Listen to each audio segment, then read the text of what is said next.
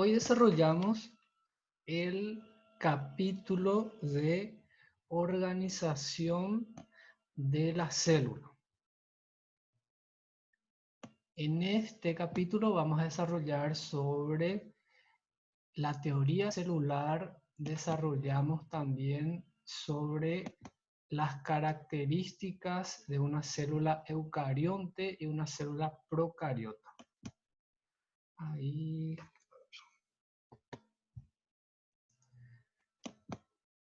Ahí comenzamos.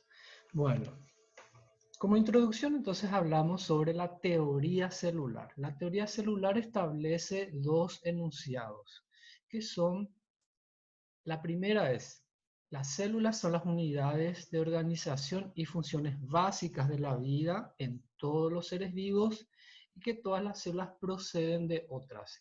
¿Qué quiere decir que todas las células proceden de otras? Que se forman a partir de lo que es la división celular.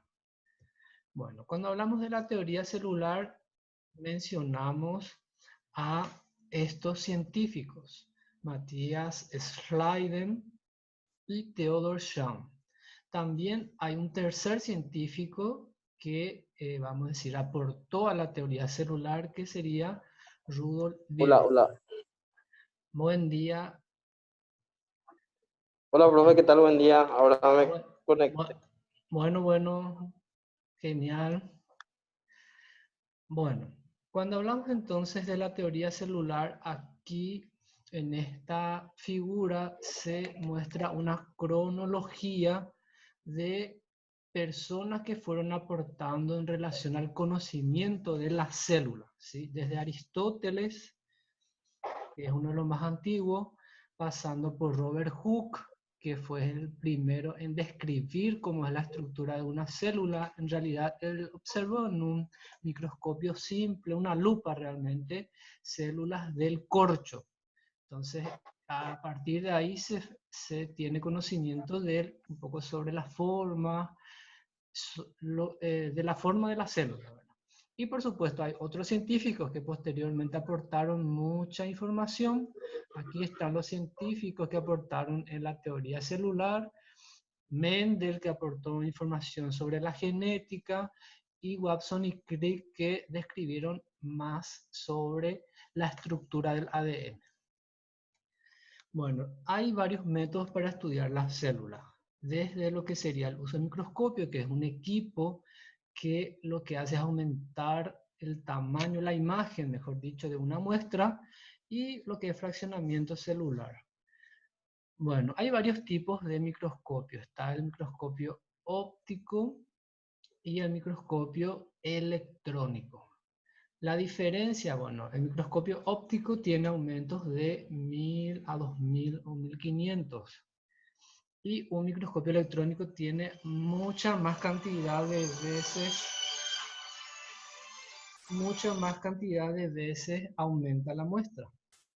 Bueno, esta sería una imagen de un tipo de microscopio simple, una lupa. Este sería un microscopio, vamos a decir, compuesto, porque tiene dos sistemas de lentes. Aquí se ve algunas imágenes sobre la muestra identificada en un microscopio. Este específicamente sería una alga microscópica que se ve en muestras de agua. Acá se ve otra imagen, sería una alga microscópica también. Acá se ve otras imágenes, son algas que se observan en agua. Aquí vemos los glóbulos rojos y también glóbulos blancos. Sería muestra de sangre observada en el microscopio. Bueno, hay diferentes tipos de microscopio. Compuesto, el de campo oscuro, contraste de fases, fluorescencia, el confocal, según el uso que uno le quiere dar. Bueno, habíamos dicho el otro grupo de microscopio sería electrónico, que se puede observar mayor aumento. Está dos tipos en el microscopio electrónico, o sea, tenemos dos tipos de microscopios, el de transmisión y el de barrido. Así como vemos a la derecha, se ve la imagen en el microscopio electrónico de transmisión. Este sería una mitocondria, esto sería espermatozoides. Aquí también vemos, en el de barrido, vemos este sería un virus, esto sería una bacteria, y esto es en realidad un polen. Bueno, cuando estudiamos una célula eucarionte, tenemos en cuenta la descripción del núcleo porque se caracteriza, porque presenta núcleo, presenta organelos citoplasmáticos especializados, también presenta citoesqueleto. Bueno, vamos a describir al núcleo primero. En primer lugar, el núcleo es donde se encuentra el material genético. Sería una estructura ovalo-esférica que tiene 5 micrómetros de diámetro, presenta una doble envoltura, el interior recibe el nombre de nucleoplasma. En el nucleoplasma se encuentra el nucleolo, que contiene ARN y proteínas, y la cromatina, que presenta ADN y proteínas.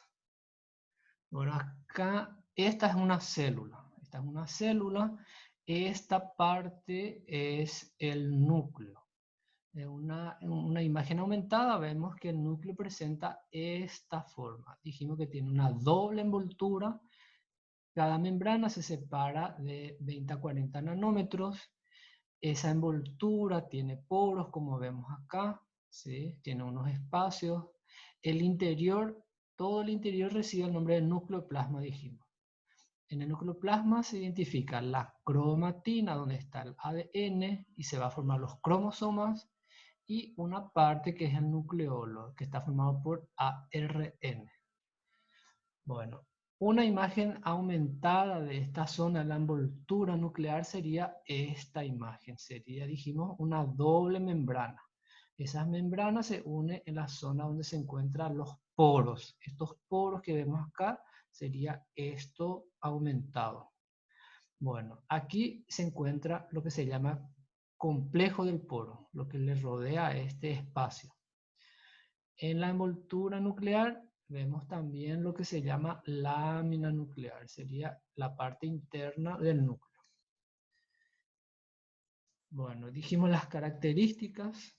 La mayor parte se encuentra entonces el ADN en el núcleo, que durante la división celular se compacta la cromatina y se forman los cromosomas, como vemos acá. La estructura de un núcleo que ya conocemos. Y empezamos a hablar sobre los organelos, o también llamamos orgánulos citoplasmáticos. Bueno, uno de ellos empezamos a citar que serían los ribosomas. Los ribosomas son los organelos más que se presentan en mayor cantidad en las células. Se pueden encontrar hasta millones. Presenta dos componentes, que sería una subunidad grande y pequeña, y tiene la función de sintetizar proteínas. Se originan en el nucleolo, pero en realidad se encuentran en el citoplasma. Bueno, aquí vemos cómo es un esquema de un ribosoma, la subunidad grande y subunidad pequeña. El otro organelo sería el retículo endoplasmático. El retículo endoplasmático se divide en dos tipos, el liso y el rugoso. El liso se encarga de sintetizar lípidos, también carbohidratos, también puede almacenar iones de calcio. Y el retículo endoplasmático rugoso se encarga de sintetizar proteínas. ¿Cuál es la diferencia? Bueno, el rugoso tiene ribosomas en su superficie y el liso carece de ribosomas. Bueno,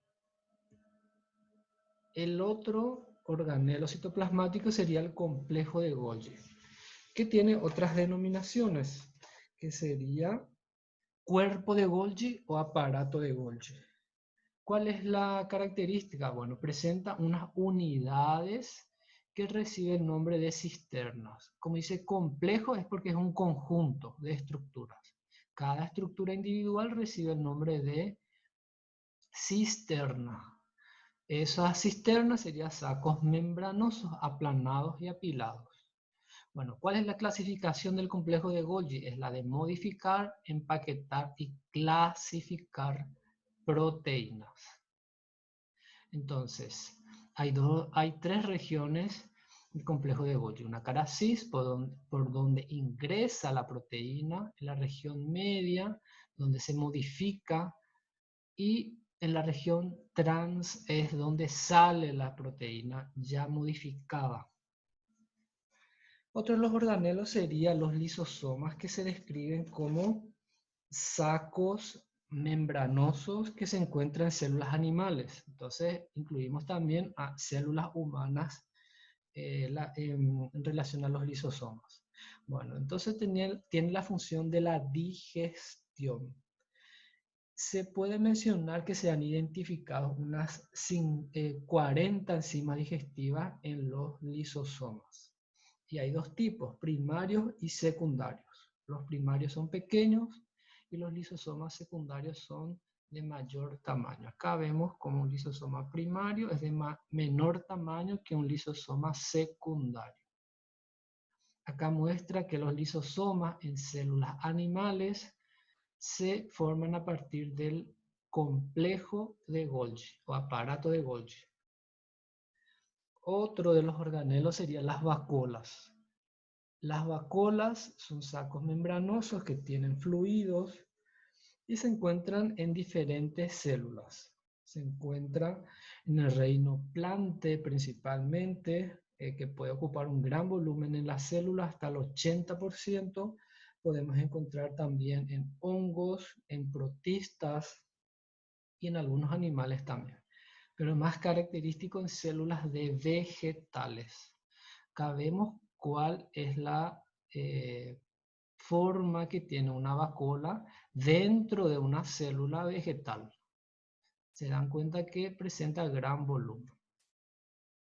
Bueno, están los peroxisomas, que son otro de los organelos que vamos a describir también como sacos membranosos que contienen enzimas. ¿Cuál es la función? Es la de metabolizar compuestos orgánicos.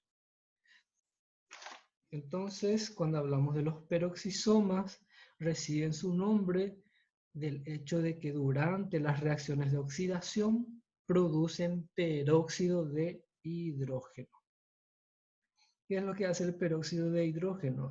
Destoxifica determinados compuestos. Bueno, los peroxisomas son abundantes en células que sintetizan, almacenan o degradan lípidos. Entonces, una de las funciones principales es degradar moléculas de ácidos grasos. También pueden sintetizar fosfolípidos, que son componentes de la cubierta de las células nerviosas. Bueno, cuando hablamos de células vegetales, los peroxisomas reciben un nombre específico, que sería glioxisomas, que contienen enzimas que convierten las grasas almacenadas en azúcares. Entonces, esos azúcares son utilizados por la planta. Bueno, otro grupo de organelos sería los organelos que son energéticos, o está relacionada a la función energética, que serían las mitocondrias y los cloroplastos. Las mitocondrias son organelos que tienen dos membranas y tienen dos espacios y está relacionado a la respiración celular.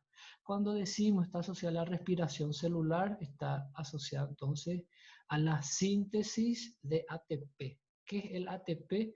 Es una molécula energética, una molécula que sirve para la energía de la célula.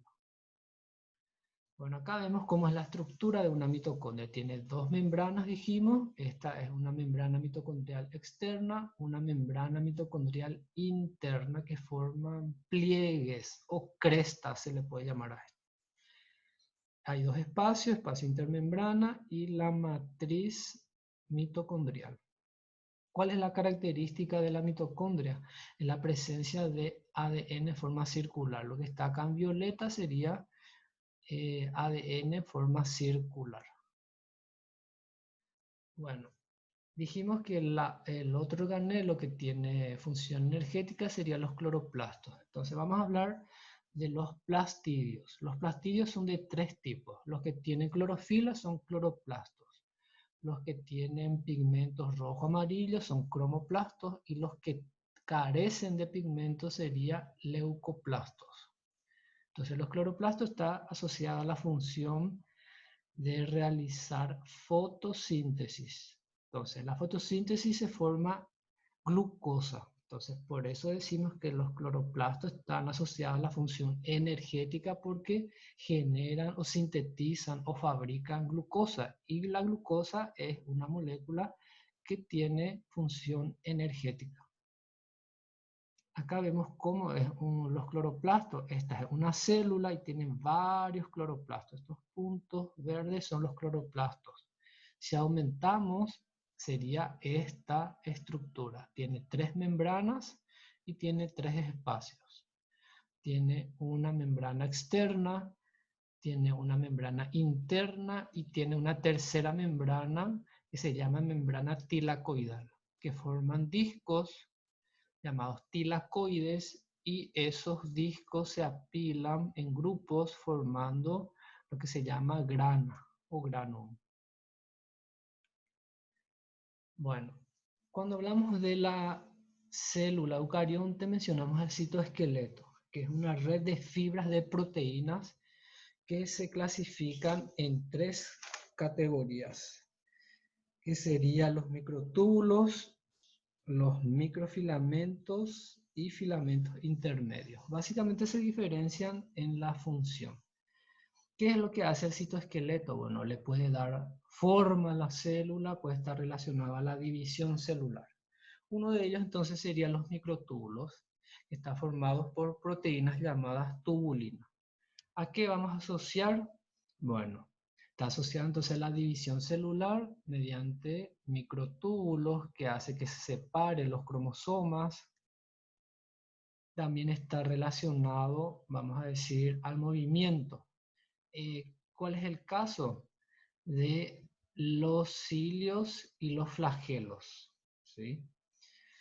Bueno, el otro grupo sería los, a ver, aquí, filamentos intermedios que presentan fibras, proteínas fibrosas.